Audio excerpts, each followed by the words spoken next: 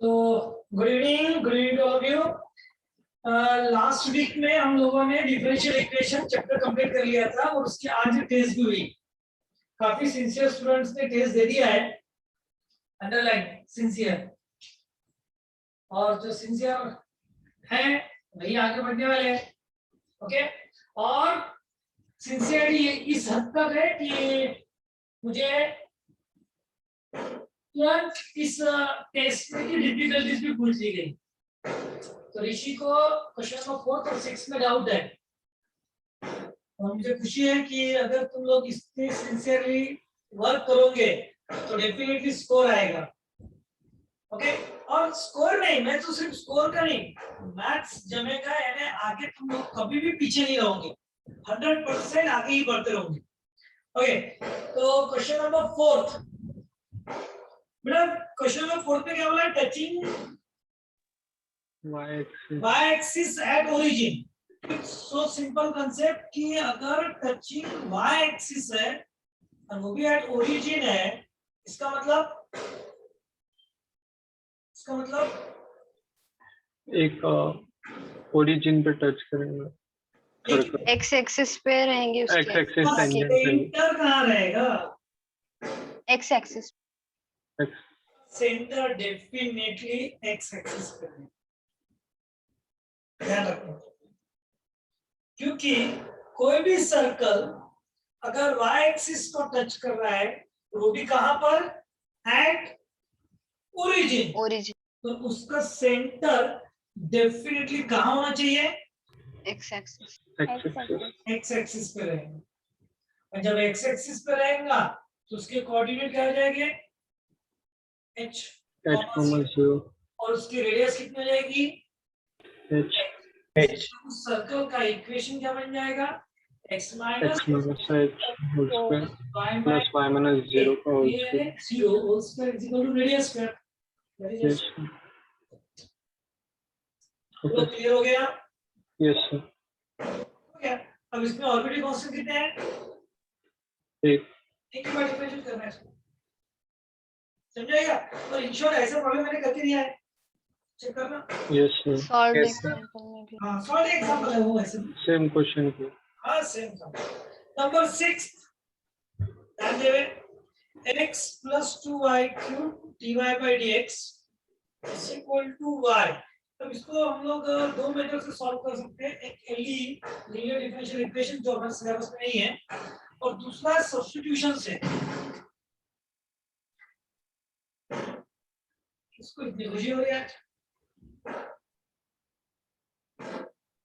मैं, लोग है ना कोई भी चीज पर खुश हो जाते हैं। अब गणपति बप्पा जा रहा है इसलिए भी खुश, आ रहे तो खुश होना ठीक है यार, जा रहे तो खुश हो, ठीक है। बात समझ में आ गई? 2 plus x plus 2y cube is equal to t रख दो और उसमें से सॉल्व कर लो इसको, ओके सर। अरे dt by dx निकाल लेना, dy by dx निकालना, dy by dx निकाल के dt by dx निकाल के उसको y की जगह पुटिंग करना। सर फाइनल आंसर क्या है? निकालना पड़ेगा बेटा। और अगर आंसर नहीं आया तो इसके 3 मार्क मिल जाएंगे फोकट में, फ्री पक्का मिलेंगे। क्योंकि ये एक्चुअली एलडीई का एग्जांपल है।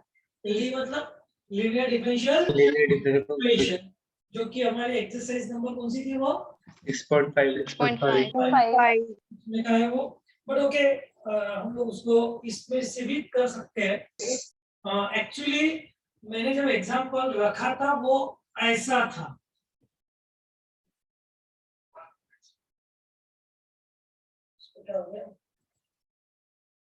हाँ ये ऐसा था एग्जांपल, समझ में आ गया ना? तो इस वजह से वो थोड़ा सा डाउटफुल हो गया है प्रॉब्लम, अदरवाइज 100% ये सब्स्टिट्यूशन का एग्जाम हो जाएगा। बड़े बेटा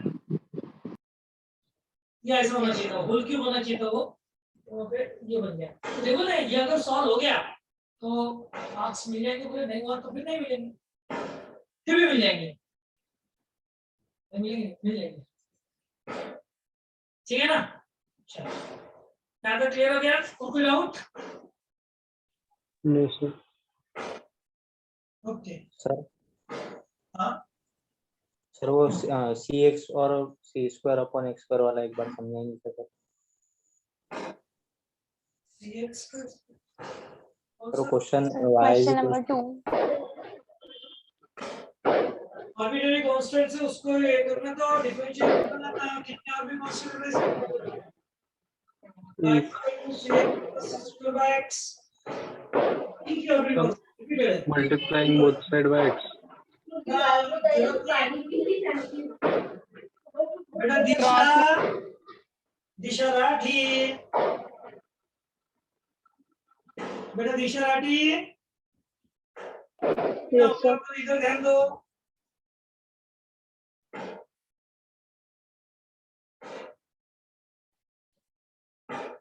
दिशा तुम सुन पा रहे हो मुझे? Yes sir. इधर ध्यान दो। हाँ अब देखो ये y इक्वल टू कौन है? cx plus c square by x। Okay cross multiply तो इसको क्रॉस किया तो भी चलेगा और नहीं किया तो भी चलेगा। डायरेक्ट निकल आंसर इसका। डायरेक्ट निकल सकता कैसे?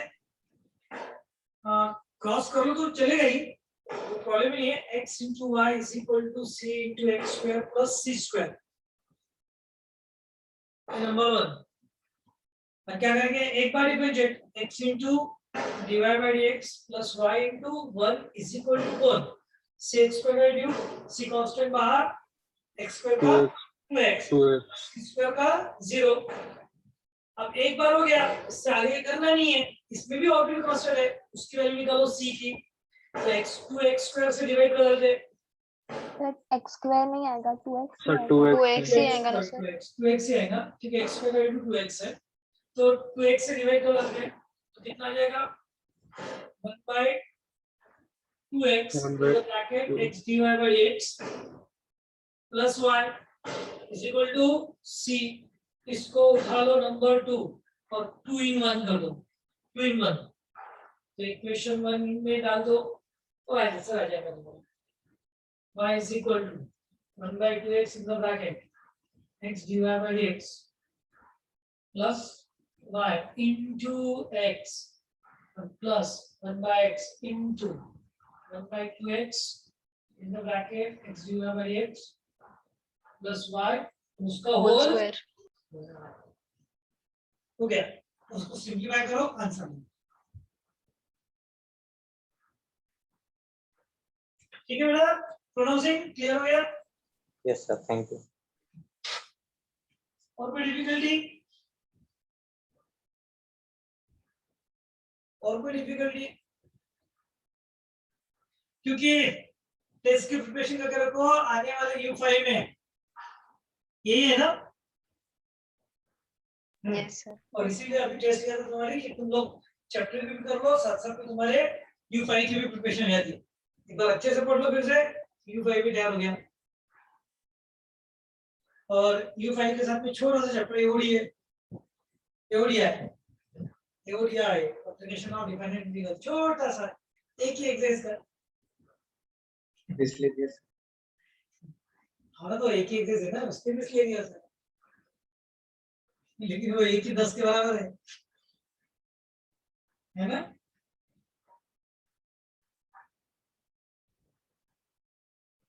ओके तो आगे बढ़ते हैं और हम लोगों को नया चैप्टर शुरू करना है वेक्टर। ओके एक्चुअली मेरी इच्छा थी अभी कि हम लोग डायरेक्ट फेस टू फेस शुरू करें क्योंकि वेक्टर पूरा कैसा है 3 डायमेंशनल और 3 डायमेंशनल चीजें तभी समझ में आएंगी जब हम लोग 3D में देखेंगे, इसको सोच पाएंगे और इधर ध्यान देंगे। जैसे आस्था ध्यान दे रहे है ना, पूरा के पूरा 3 डायमेंशनल। तो सर वो मेरी बुक रखी है वहाँ पे। ऐसे बुक को देखते हैं ऐसे।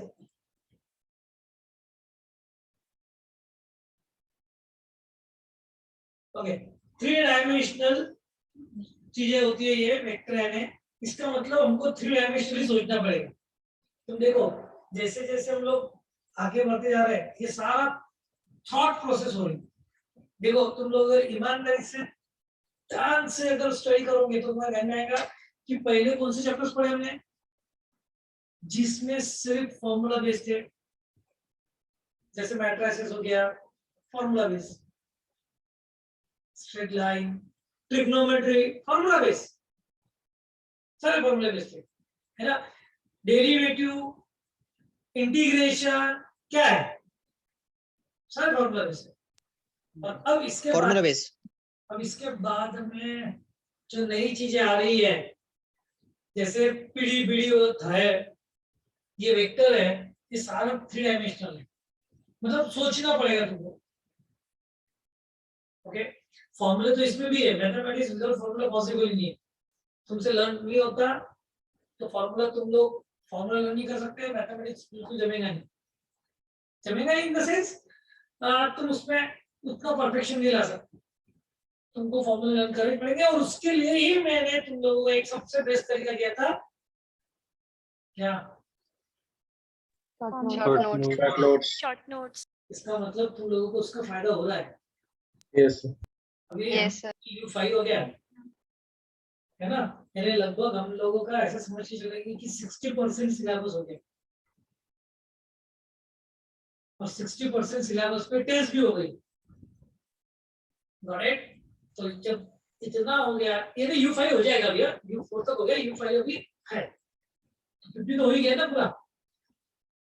तो शॉर्ट नोट्स जिसने बनाई है उसको बहुत इजीली आता कि चलो रिवीजन करो, टेस्ट करो, रिवीजन करो, टेस्ट करो, ठीक है। तो इसीलिए मैं कह रहा हूँ कि इसकी भी शॉर्ट नोट्स बनाना बहुत जरूरी है। लेकिन ये जो चैप्टर है वेक्टर, ये बहुत बहुत लेंथी चैप्टर है, बहुत लेंथी चैप्टर है। अब इसमें फॉर्मूले के साथ साथ में तुम लोगों को बाकी का भी नॉलेज की बहुत जरूरी है, मतलब तुम लोगों को सोच के आना चाहिए। मैं जिस तरह से दिखाऊंगा तुमको directions, perpendicular, normal, plane, line वगैरह सब तुमको देखते आना चाहिए। ओके, तो स्टार्ट करते हैं। गणपति बप्पा मोरया बोल के वेक्टर। तो इस वेक्टर में हम लोगों को बेसिकली पढ़ना है वेक्टर एंड देयर टाइप्स, जो कि 11th स्टैंडर्ड का पोर्शन है वैसे देखा गया तो, लेकिन इस साल मतलब लास्ट ईयर से ये पूरा का पूरा फिर से 12th में डाल दिया। ओके, जिसमें vector and types of vectors हैं, जो कि शायद तुम लोगों ने 11th में पढ़ भी लिया होगा फिजिक्स में, है ना। बस उसी को रिवाइज करते हुए आगे बढ़ना है हमको। फिर उसके अंदर सेक्शन फॉर्मूले, dot product, cross product and triple product of vectors, ये सारी स्टडी हमको करनी है। तो अब इसमें सबसे पहले रिकॉल करना है, जस्ट रिकॉल स्केलर क्वांटिटीज, यानी कौन सी क्वांटिटीज फिजिक्स में लगती है मैक्सिमम, कि जो क्वांटिटीज जो completely describe by the magnitude only, जो सिर्फ और सिर्फ कैसे डिस्क्राइब हो जाएंगी, मैग्नीट्यूड से डिस्क्राइब हो जाएगी, called as Scalar quantity. Scalar quantity. scalar quantity, okay, described by magnitude only, understand, है ना। फिर आती है वेक्टर क्वांटिटी। वेक्टर क्वांटिटी है कौन, जो describe by magnitude as well as direction से होगी, called as the vector quantity. जैसे कि यहाँ पर एग्जांपल्स दिए हुए हैं, velocity, force, electric field, acceleration, momentum, ये सारे कौन है, वेक्टर। अब सबसे बड़ा सवाल ये होता है कि मैथमेटिक्स में वेक्टर पढ़ना क्यों, क्योंकि ये सारी बातें कहीं में है फिजिक्स में, इसका मैथमेटिक्स से क्या लेना देना। तो ध्यान दो, बहुत सारी बातें को रिलेटेड होती है। हम बहुत सारे मैथमेटिक्स के फॉर्मूले, मैथमेटिक्स में के डेरिवेशंस, कंसेप्ट, ज्योमेट्रिकल कंसेप्ट भी इस वेक्टर से प्रूव कर सकते हैं। और आफ्टर ऑल वेक्टर में भी तो एडिशन, सब्ट्रैक्शन सब कुछ है, मल्टीप्लिकेशन सब कुछ है, it's again a part of physics. तो तुम फिजिक्स और मैथ्स को ऐसा डिस्टिंग्विश कर ही नहीं सकते, वो कहीं ना कहीं कोरिलेट होके आएगा ही आएगा, है ना। तो सीधे पढ़ना है रिप्रेजेंटेशन ऑफ वेक्टर। वेक्टर को रिप्रेजेंट कैसे करना, तो vector is a directed line segment. क्या है वो, डायरेक्टेड लाइन सेगमेंट। वेक्टर क्या चीज है, डायरेक्टेड लाइन सेगमेंट है। हाँ, मैं कहता हूं उसको डायरेक्टेड लाइन सेगमेंट का मतलब ऐसा लाइन का टुकड़ा, लाइन सेगमेंट मतलब सेगमेंट ना, लाइन सेगमेंट मतलब लाइन पर का टुकड़ा, ध्यान देना, ये है समझ लो लाइन, बट इस लाइन पर का एक टुकड़ा, ये समझ लो लाइन पर का टुकड़ा, बट जिसको बोलेंगे लाइन सेगमेंट। लेकिन साथ में और कौन सा यूज किया हुआ है, कौन सा वर्ड यूज किया हुआ है, डायरेक्टेड। डायरेक्टेड का मतलब जिसको है डायरेक्शन, Direction. मतलब मेरे हिसाब से मैं क्या बोलूंगा, जिसको है मुखड़ा, सिंपल। वेक्टर यानी क्या, ऐसा लाइन का टुकड़ा जिसको है मुखड़ा, गॉट इट, सिंपल। अब वो क्या चीज होती है, तो हम लोग मैथमेटिक्स के हिसाब से अगर डायरेक्शन दिखाना है, दिस इज द सेगमेंट, जिसको डायरेक्शन है, देख लो ये हो जाएगा हमारे लिए वेक्टर, रिप्रेजेंट करने के लिए मैथमेटिकली, ज्योमेट्रिकली बोल सकते। लेकिन अगर तुमको अच्छे से समझना है तो किसको बोलेंगे हम लोग, वेक्टर। तो देखो ये पेन जो है दैट इज अ वेक्टर। क्यों, मुझे बताओ, क्या इस पेन की मैग्नीट्यूड चेंज होने वाली है क्या, लेंथ चेंज होंगी क्या, Yes. होंगे? No sir. ये क्या करना है, ये खत्म नहीं होता, पेंसिल नहीं बोल रहा मैं, पेन बोल रहा था कि घिस घिस के खत्म हो गया सर, चेंज होगी लेंथ। अरे समझ में आया क्या, चेंज नहीं होंगी। दूसरी बात, इसको है मुखड़ा, एक ही तरफ है डायरेक्शन, एक डायरेक्शन में है, Yes. ओके। इस तरह का कोई भी सेगमेंट और एक पर्टिकुलर डायरेक्शन में आ रहा, कॉल्ड एज द वेक्टर कहेंगे हम लोग, अरे ज्योमेट्रिकली इसका रिप्रेजेंटेशन। फिर उसके बाद में देखो, अगर हम लोग इसके दो पॉइंट जो है, इसको इनिशियल पॉइंट, इसको टर्मिनल पॉइंट बोलेंगे, करेक्ट। तो ये हो जाएगा लाइन या सेगमेंट ए बी, इसको क्या बोलेंगे, सेगमेंट ए बी। तो उसको डायरेक्शन दे दिया, इसलिए ये क्या कहलाएगा, vector A B, and it is denoted by A B bar, या इसको ये क्या करना है, A B bar. Is it clear? और लिखेंगे कैसे, तो vector A B denotes the vector. Simple arrow भी दे सकते हो, या just only A B bar भी लिख सकते हो। बहुत बार हम लोग सिंगल लेटर से भी डिनोट करेंगे, किसी वेक्टर को हम लोग क्या करेंगे, सिंगल लेटर से भी डिनोट करेंगे, it is not a vector, याद रखना। किसी वेक्टर को हम लोग सिंगल लेटर से भी डिनोट करेंगे, जैसे ए, तो इसको डिनोट करेंगे ए बार, अंडरस्टैंड? हाँ, तो देखो यहाँ पर लिखा है initial and terminal point are not specified, जैसे इसमें इनिशियल एंड टर्मिनल दोनों पॉइंट स्पेसिफाइड नहीं है, इसलिए ऐसे वेक्टर्स को डिनोट कैसे करेंगे, सिंगल लेटर से, ए बार, बी बार, सी बार, और कैपिटल बोल्ड फेसेस में ए बी सी। लेकिन मैथमेटिक्स में यार हम थोड़ी बोल्ड कर सकते, एक कंप्यूटर वाले कर सकते बोल्ड, टाइप करने वाले कर सकते हैं, हम थोड़ी ऐसे बोल्ड कर सकते हैं, इसलिए हम लोग तो सिंगल क्या करेंगे, ए बार, बी बार, सी बार, ओके। लेकिन अगर एन पॉइंट्स तुम्हारे पास स्पेसिफिक है तो you can say A B बार। यहां तक समझ में आ गया क्या, बोलो। Yes sir. Yes. Yes. Yes sir. क्या समझना है, ये सिंपल है ना। Magnitude of A B bar यानी क्या, मैग्नीट्यूड ऑफ वेक्टर यानी क्या, तो बस इतना याद रखो कि किसी भी सेगमेंट, जो सेगमेंट है ना वेक्टर, उसकी लेंथ, उसकी साइज को क्या कहेंगे आप, magnitude. That size means the magnitude, this length is the magnitude, okay. अगर हमारे पास एक सेगमेंट है और इसकी लेंथ अगर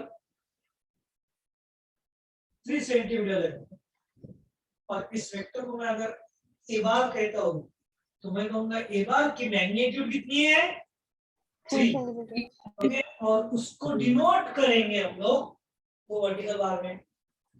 और तुम्हें याद होना चाहिए ये वर्टिकल बार का मीनिंग अलग जगह पे अलग अलग होगा। याद आ रहा है कुछ याद आ रहा है? Mod. हाँ, इसी के अंदर अगर मैं नंबर दे दूं तो Mod. -5 तो क्या कहलाएगा ये? 5. 5 मैं उस दो लाइन की बात कर रहा हूँ, मैं आंसर नहीं पूछ रहा हूँ। अरे। आंसर mod क्या कहलाएगा ये? modulus Mod. Mod of minus. Mod of -5। लेकिन ये दो वर्टिकल बार के अंदर में अगर कोई कॉम्प्लेक्स नंबर रख देगा तो ये क्या कहलाएगा? Magnitude. modulus modulus, very good, it is a modulus, got it, है ना। और इसी दो लाइंस के बीच में अगर कोई मैं मैट्रिक्स रख देता हूँ तो मैट्रिक्स Determinant. क्या कहेंगे? determinant बिल्कुल सही है। क्या कहलाएगा ये? डिटरमिनेंट। अंडरस्टैंड? है समझ में आया? yes sir है ना। इसीलिए यहाँ पर याद रखना it is a magnitude. Vector की दुनिया में ये कौन है? मैग्नीट्यूड, ठीक है ना। ओके, और अगर दो पॉइंट है, मैं ऐसा अगर कोई वेक्टर लिया मैंने जिसके initial points and terminal points हम लोगों को पता है ए बी, तो ऐसे वक्त उसकी मैग्नीट्यूड को डिनोट कैसे करेंगे हम? इस तरह से दो वर्टिकल बार में। लेकिन रीड ऐसा मत करना two vertical bar A B bar, समझ गए? क्या बोलेंगे? Magnitude of vector A B, magnitude of vector A B, ठीक है ना। और वो कितने रहेंगे? जो भी इसकी लेंथ है, इसकी लेंथ अगर 2 सेंटीमीटर है तो 2, 5 सेंटीमीटर है तो 5, लाइक दैट। ओके, हाँ। The magnitude of vector does not depends on its direction. Direction पे depend नहीं है, since length is never negative. तो वैसे भी length is never negative, so इसलिए always magnitude क्या रहेंगी? Greater than or equal to 0. अब ये इक्वल टू कैसे क्या हो सकती है? किसी वेक्टर की मैग्नीट्यूड 0 कैसे हो सकती है? बिल्कुल हो सकती है। कैसे हो सकती है? ये देखो दिखा दो। अगर समझ लो ये बी पॉइंट ये उठकर यहाँ आ गया तो क्या करेंगे? dot vector का magnitude 0 फिर हम ऐसे हो कि बी पॉइंट कोई हो गया ना इस पे, तो इसका मैग्नीट्यूड कितना हुआ? 0. 0, गॉट इट। और ऐसे वेक्टर को हम पॉइंट वेक्टर भी कहेंगे। क्या कहेंगे? पॉइंट वेक्टर, या इसी को कहते हैं zero vector. Types of vector में आने वाले हो, ये क्या है? पहले ये Null vector. है ना। अब इसकी डायरेक्शन नहीं होती है, देखो टाइप्स ऑफ वेक्टर्स में देखी है। जीरो वेक्टर, जीरो वेक्टर यानी क्या? जीरो वेक्टर यानी क्या? जिसका initial point and terminal point coincide हो, गॉट इट। मतलब जिसकी मैग्नीट्यूड जीरो हो, जीरो मैग्नीट्यूड वाला हो, कॉल एज जीरो वेक्टर। देखो भाई, मुझे पता है कि तुम लोगों को सब आता है, पता है, लेकिन एक रिवीजन के तौर पे ये ले रहा हूं मैं। और याद रखो हमारे इसमें 1 मार्क का भी क्वेश्चन है, 2 मार्क के भी क्वेश्चन है, और ये हमारे सिलेबस में है, इसलिए 1 मार्क के और 2 मार्क के भी क्वेश्चंस इस पे से बन सकते हैं। मैं डिफाइन जीरो वेक्टर डालूंगा, फिर आना चाहिए हमको। जैसे U4 में है ना, पढ़ना चाहिए ना, पढ़ना पड़ेगा ना में। तो ये बातें छोटी छोटी बातें है तो होनी चाहिए। ओके, यहाँ पर ए और ए दोनों भी कोइंसाइड हो जाएंगे, initial and terminal call as. अच्छा, याद रखना उसको डिनोट करते वक्त 0 बार लिखते हैं, 0 बार। यूनिट वेक्टर है क्या? जिसकी मैग्नीट्यूड 1 है। 1. यूनिट वेक्टर है क्या? जिसकी मैग्नीट्यूड यूनिट है 1 है, कॉल एज यूनिट 8 vector. और यूनिट वेक्टर को एक्चुअली यूनिट वेक्टर तो उसको डिनोट करने का तरीका है ए कैप। उसको रीड भी क्या करना है? ए कैप, या फिर ए हैट बोलते हैं, हैट, हैट कैट, एक ही बात है। हैट और कैप बचपन में पढ़ा होगा ना, समानार्थी शब्द है ना। हाँ तो एक ही है, कैप बोलो या हैट बोलो मैंने दसे, तो हम लोग कैप बोलेंगे। ए कैप का मतलब यूनिट वेक्टर कि वो यूनिट वेक्टर है, ठीक है ना। कोटर्मिनल पॉइंट्स किसको कहेंगे, coterminal vectors and coterminal vectors, को इनिशियल एंड कोटर्मिनल, सॉरी को इनिशियल या कोटर्मिनल, जिसका सेम इनिशियल पॉइंट्स है उनको को इनिशियल, और जिनके सेम टर्मिनल पॉइंट्स है उनको कोटर्मिनल्स, करेक्ट। जैसे यहाँ पे एग्जांपल देखो, यहाँ पे एग्जांपल देखो, ये देखो ए बार ये बी बार, ये दोनों भी देखो एक कॉमन पॉइंट में से निकले, कॉमन पॉइंट में से, इसलिए ये कहलाएंगे को इनिशियल, जिनके इनिशियल पॉइंट सेम है, को इनिशियल। एग्जांपल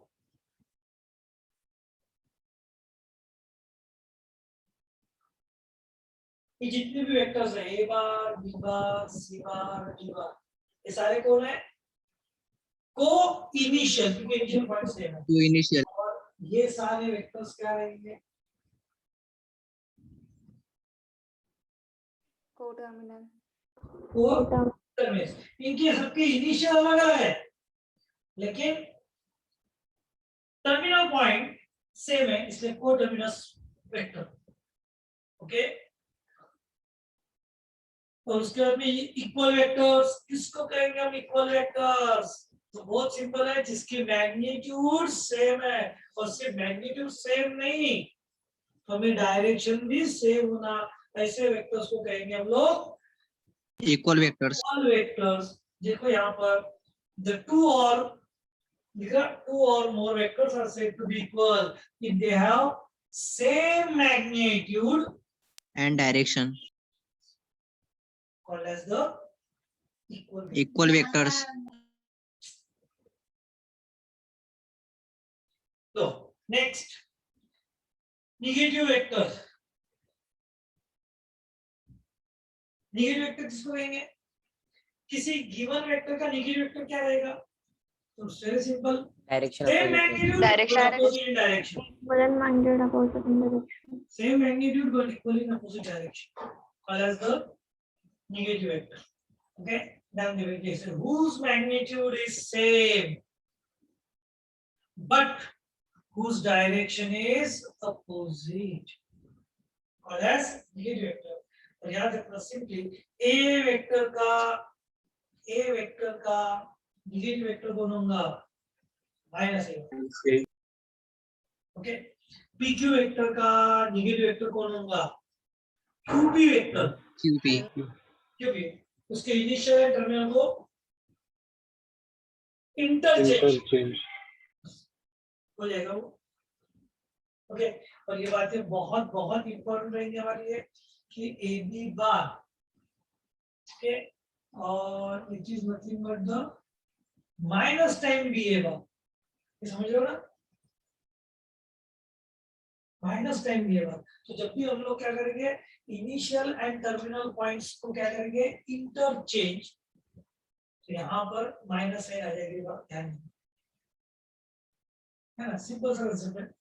कोलिनियर वेक्टर्स किसको कहेंगे, कोलिनियर वेक्टर्स, कोलिनियर वेक्टर्स की क्या डेफिनेशन है, कोलिनियर, लीनियर, एक लाइन में के जो कोलिनियर रहेंगे, तो यहाँ पर एक याद रखना, इसका मतलब ऐसा नहीं कि एक लाइन में के वेक्टर ऐसे एक लाइन में जा रहे हैं उसको कोलिनियर कहेंगे, ऐसा नहीं है, ये एक लाइन में हो सकते हैं या ये पैरेलल हो सकते हैं,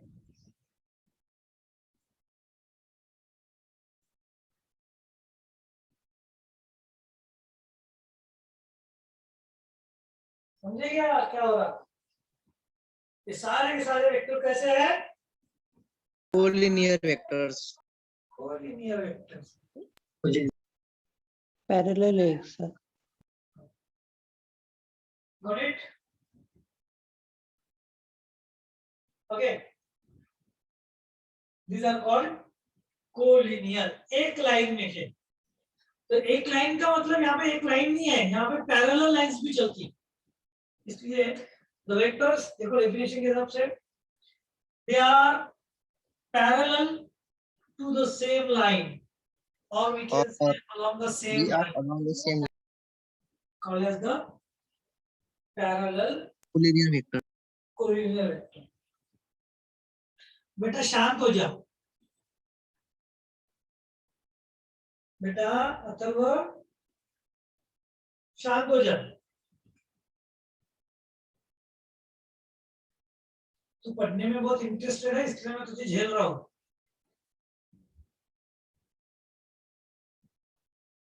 लेकिन अति तिथे माती नको करू, ठीक है। फ्री वेक्टर्स यानी क्या है, मेरा कंसेप्ट अच्छा है। Free vectors, a vector can be translated anywhere in a space without changing its magnitude and direction, then such a vector is called free vector. ऐसा वेक्टर जो हम लोग कहीं पर भी मूव कर सकते हैं, कहीं पर भी ले जा सकते हैं स्पेस में, ट्रांसलेटेड घुमा सकते हैं एनीवेयर, तो बड़ा ऑब्वियस है कि उसकी मैग्नीट्यूड और डायरेक्शन बदलनी नहीं चाहिए, क्योंकि अगर उसकी मैग्नीट्यूड और डायरेक्शन बदल जाए तो वो वेक्टर बदल गया, इसका मतलब तो है ना। जैसे ये एक वेक्टर है, ये ए बार, अब ये फ्री वेक्टर कब कहलाएगा, जब मैं इस वेक्टर को कहीं पे भी मूव कर सकता हूँ। अच्छा देखो, मैं जब मूव कर रहा हूँ इसको, तो इसकी डायरेक्शन बदली क्या? तुम बोलेंगे क्यों नहीं बदल रही, जब से तो बदल रही डायरेक्शन। अभी देखो, अब ये है, यहाँ पे है, तो ये हिट यहाँ कर रहा, लेकिन मैंने जैसे ही इसको यहाँ से उतार कर यहाँ लाया तो हिट इधर कर रहा, तो डायरेक्शन बदली नहीं क्या? नो सर, पैरेलल डायरेक्शन है। No, sir. No, sir. क्या बात करते हैं? अच्छा मुझे बताओ, एक मिनट, हम लोग खड़े हैं यहाँ पर, इसकी तरफ फेस है, इसलिए वो 3 डायमेंशन चाहिए, ऑपरेटर को बढ़िया बढ़िया। हम लोग खड़े हैं, इसकी तरफ फेस है, सन दिख रहा है हमें आगे, फिर हम लोग क्या करेंगे, नॉर्थ की तरफ 10 कदम चलेंगे। सर क्या मैं नॉर्थ की तरफ से हूं? तो बोले इसकी तरफ, वो इधर या ऐसा, अपना चेहरा तो ईस्ट के पास ही है ना, तो अपन ऐसा बोलेंगे क्या, इधर इधर नहीं, सामने। समझे क्या? Yes. तो इसीलिए बदलता नहीं, क्यों नहीं बदलेगा, उसका रीजन है क्योंकि हम जहां खड़े रहेंगे वहां से डायरेक्शन अप्लाई होती है। एग्जांपल देखो इस तरह से, ये क्लियर करो, क्लियर करो, ये समझ में आएगा अच्छे से। ये एक वेक्टर ले लिया सपोज, और इस वेक्टर की डायरेक्शन समझ लो इधर है, ईस्ट की तरफ, ओके। ऑफ कोर्स इधर नॉर्थ ले रहा हूं, ठीक है ना, उल्टा हो गया, इधर नॉर्थ इधर साउथ है, ठीक है, ठीक है बात करो, ठीक है चलो, है ना। तो बोलो ये ईस्ट इधर था, तो ये जो है डायरेक्शन, अब ये ईस्ट की तरफ है कि और किधर है, यहाँ से कहाँ आया, ईस्ट की तरफ। ईस्ट की तरफ। कि जहां खड़े होते वहीं से डायरेक्शन होती ना, कि नहीं? That's why Yes. ये free vector कहलाएंगे, all are called free vectors, okay। और free vectors है इसीलिए इन वेक्टर्स को, अगर ए बार और बी बार फ्री वेक्टर्स है, इसीलिए इनको हम लोग क्या कर सकते हैं, दोनों को को इनिशियल भी कर सकते हैं। जैसे ये डायग्राम देखो, दिख रही है डायग्राम, जिसमें दोनों कौन है, को इनिशियल। ये डायग्राम देखो जिसमें दोनों कौन है, ओके। ये डायग्राम देखो जिसमें terminal point of B coincide with initial point of A, इस केस में initial point of B coincide with terminal point of A.